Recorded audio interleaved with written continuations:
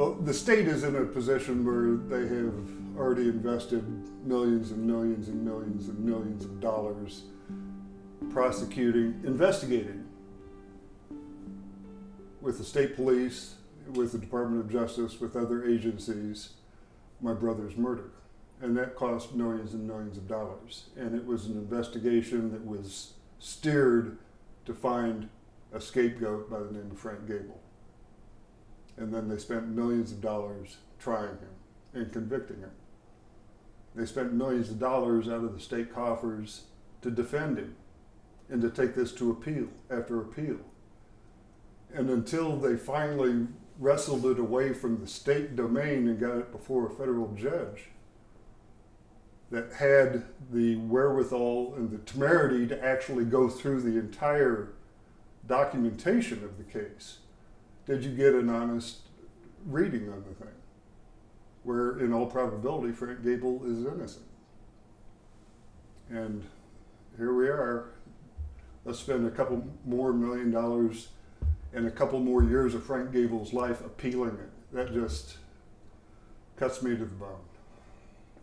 Why? In other words, it's insanity. It is utter insanity. There is not a single piece of physical evidence that places Frank Gable anywhere around the crime scene, let alone with a knife in his hand. Not one. There is no evidence left. It was totally shredded by an expert who came in and in his 43 years had never, ever, ever seen an abuse of the polygraph system used to coerce testimony in his entire career, almost a half a century. And why that doesn't make the public outraged is beyond me. Go back in time a little bit. Well, I guess a lot of it. At what point, once he was arrested, did you come to that conclusion that he's not the guy? Again, bear with me because there's a lot of people who were not around, sure, don't know the whole story, and would say, "Wait a minute, you're Michael's brother. Why would you, be, supporting this person who's behind bars?" I'm just the story they were trying to ram down the public's throat and the family's throat, my throat, was that Mike was killed during a car burglary. That his car parked in an isolated spot in front of the Dome building, away from foot traffic, and you've been there, you've seen where it was. Somebody's going to walk across the grassy area there, up through the parking lot, to a state vehicle and break into it to steal what?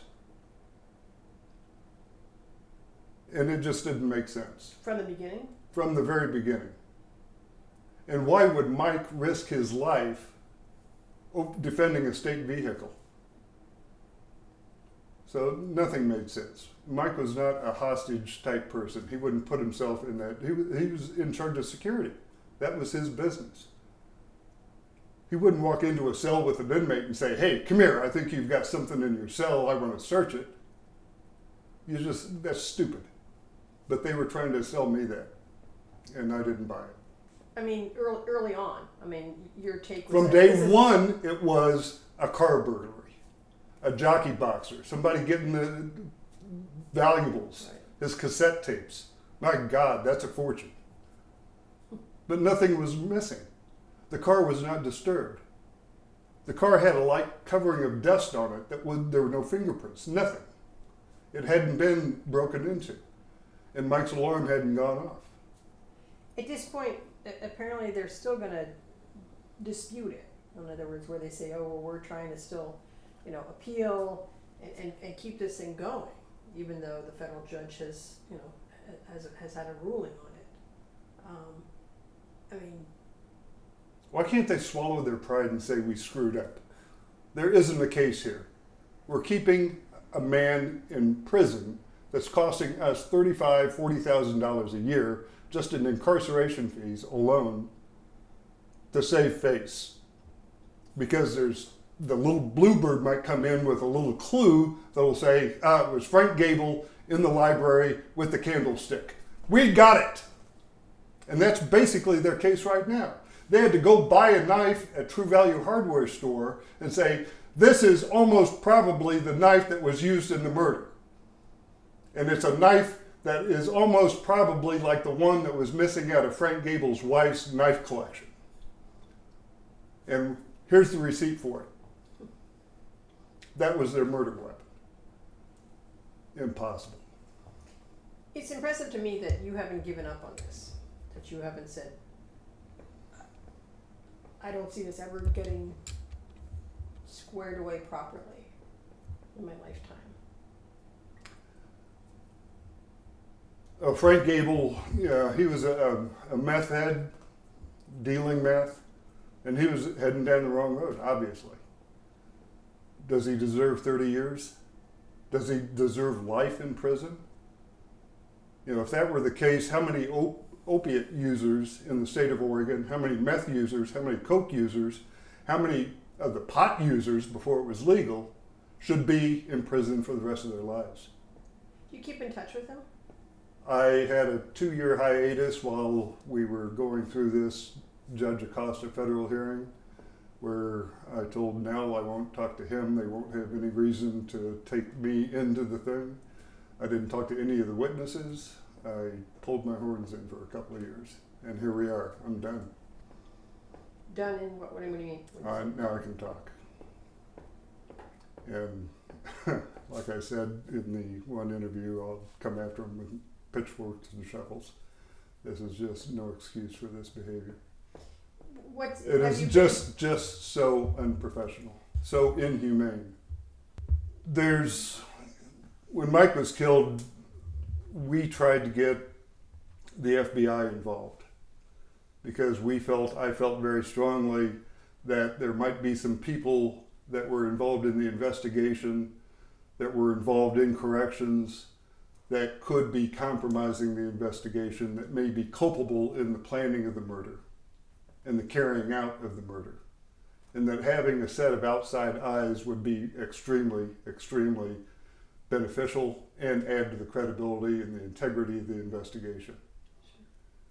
And God damn it, they went tooth and nail to every time I asked for it, anytime we got even near it. Even Jim Hill, former state senator, former treasurer, who said, we need the FBI in here. He cut his own throat because Neil Goldschmidt had his little secret and did not want any outside eyes coming in looking in his closet. And God knows what they'd find in Dale Penn's closet or in a few of the state police or the higher ups with the Department of Justice, one in particular. What's your sense as to what's going to happen? I mean, nobody knows for sure at this juncture, but my sense is they don't have a case. Ultimately, Frank Gable will walk. There was another man who did confess. Johnny Correct. Krause. Where is he now? He's buried, dead. Okay. And he didn't just confess, he didn't confess to the state police, he confessed to a Department of Justice investigator. And the Department of Justice investigator, who didn't have a dog in the corruption fight, brought in a polygrapher who was the national training standards polygrapher for the FBI. And he passed that one. This isn't one of the little bubblegum wrapper polygraph tests that they were using on all the other people. And when the state cops found out that Krause had talked, all hell broke loose. Because a good friend of Krause was probably involved in planning the murder. And if they start looking at that guy, then boom, we get into corrections, we get into the state police.